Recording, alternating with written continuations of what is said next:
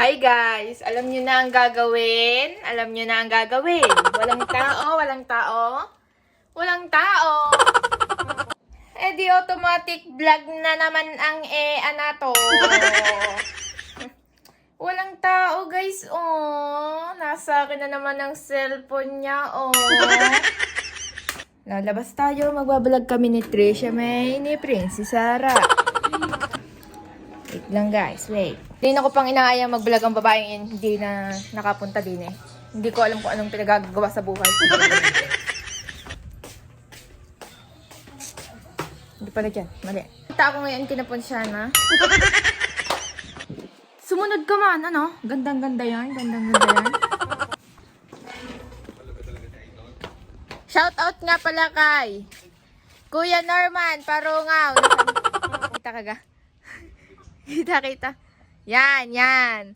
Papalaw. Magpapalag kami ni Princess Sarah.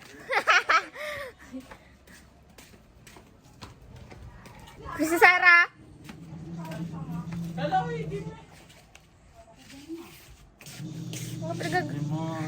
So guys, hindi kami makakapag-vlog ngayon ni Kika. Kilala niyo siya sa Princess Sarah pangalan dahil siya ay busy sa paggagawa at pag-aayos ng kanilang bahay ngayong araw na ito. Ngayon, ang nahila kong mag-vlog ngayon ay alam niyo na kasi na. Eh di ang anak naman ni Snoopy, si Nicole.